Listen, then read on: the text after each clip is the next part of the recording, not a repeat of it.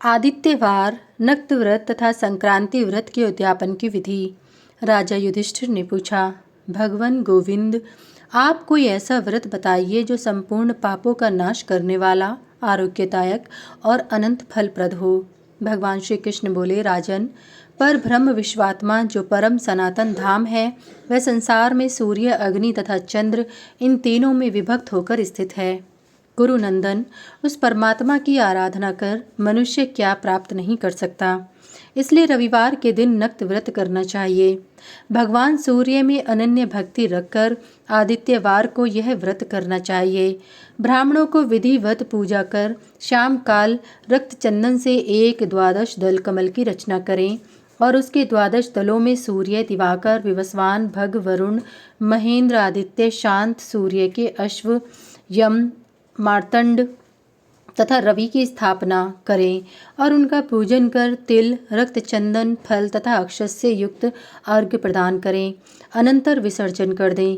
रात्रि में भगवान भास्कर का स्मरण करता हुआ तैल रहित भोजन करें। व्रत के पूर्व दिन शनिवार को तैलाभ्यंग न करें। इस प्रकार 1 वर्ष पर्यंत व्रत करके उद्यापन और यथाशक्ति गुड़ से पूर्ण एक ताम्र पात्र में स्वर्ण कमल स्थापित करें तथा उसके ऊपर स्वर्णमयी भगवान सूर्य की द्विभुज प्रतिमा स्थापित करें। साथ ही एक सुवर्णमयी सवस्सा गौ भी स्थापित करें। इनका पूजन कर विद्वान ब्राह्मण को यह सब सामग्री निवेदित कर दें। इस प्रकार जो स्त्री पुरुष इस व्रत को वर्ष भर संपन्न कर विधि पूर्वक उद्यापन करते हैं, वे निरोग, धार्मिक, धन धान्य, पुत्र पौत्र से संपन्न हो जाते हैं और अंत में सूर्य लोक को प्राप्त करते हैं। भगवान श्री कृष्ण बोले, राजन, अब मैं संक्रांति के समय किए जाने वाले उद्यापन रूप अन्य व्रत का वर्णन कर रहा हूँ, जो इस लोक में समस्त कामनाओं के फल का प्रदाता और परलोक में अक्षय फलदायक है। सूर्य के उत्तरायण या दक्षिणायन के दिन अथवा विषु वयोग में इस संक्रांति व्रत का आरंभ करना चाहिए। इस व्रत में संक्रांति के पहले दिन एक बार भोजन करके रात्रि में शयन करें। संक्रांति के दिन प्रातः काल दातुन करने के पश्चात तिल मिश्रित जल से स्नान करना चाहिए।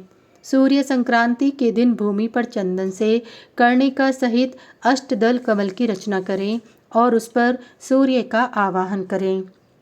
कर्णिका में सूर्याय नमः, पूर्व दल पर आदित्याय नमः, अग्निकोण स्थित दल पर सप्तार्चिषे नमः, दक्षिण दल पर ऋणमंडलाय नमः, नैऋत्य कोण वाले दल पर सवित्रे नमः, पश्चिम दल पर वरुणाय नमः, वायव्य कोण स्थित दल पर सप्तसप्तये नमः, उत्तर दल पर मार्तंडाय नमः और ईशान कोण वाले दल पर विष्णवे नमः। इन मंत्रों से सूर्य देव को स्थापित कर उनकी बार बार अर्चना करें। तत्पश्चात वेदी पर भी चंदन, पुष्पमाला, फल और खाद्य पदार्थों से उनकी पूजा करनी चाहिए और अर्घ्य प्रदान करना चाहिए। पुनः अपनी शक्ति के अनुसार सोने का कमल बनवाकर उसे घृतपूर्ण पात्र और कलश के साथ ब्राह्मण को दान कर दें। तत्पश्चात चंदन और पुष्प युक्त जल से भूमि पर सूर्य देव को अर्घ्य प्रदान करें। अर्घ्य का मंत्रार्थ इस प्रकार है, अनंत, आप ही विश्व हैं, विश्व आपका स्वरूप है। आप विश्व में सर्वाधिक तेजस्वी, स्वयं उत्पन्न होने वाले, धाता और ऋग्वेद, सामवेद एवं यजुर्वेद के स्वामी हैं। आपको बारंबार नमस्कार है।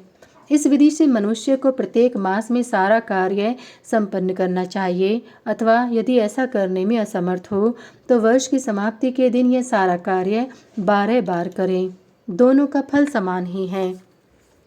1 वर्ष व्यतीत होने पर घृत मिश्रित खीर से अग्नि और श्रेष्ठ ब्राह्मणों को भली भांति संतुष्ट करें तथा 12 गौ एवं रत्न सहित सुवर्ण में कमल के साथ कलशों को दान कर दें। इसी प्रकार सोने, चांदी अथवा तांबे की शेष नाग सहित पृथ्वी की प्रतिमा बनवाकर दान करना चाहिए।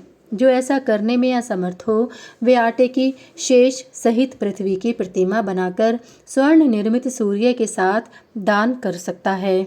जब तक इस मृत्यु लोक में महेंद्र आदि देवगणों, हिमालय आदि पर्वतों और 7 समुद्रों से युक्त पृथ्वी का अस्तित्व है, तब तक स्वर्ग लोक में अखिल गंधर्व समूह उसी व्रत की भली भांति पूजा करते हैं।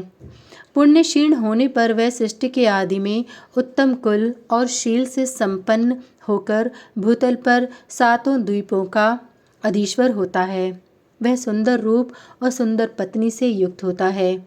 बहुत से पुत्र एवं भाई बंधु उसके चरणों की वंदना करते हैं। इस प्रकार जो मनुष्य सूर्य संक्रांति की इस पुण्यमयी अखिल विधि को भक्तिपूर्वक पढ़ता या श्रवण करता है अथवा इसे करने की सम्मति देता है, वह भी इंद्रलोक में देवताओं द्वारा पूजित होता है।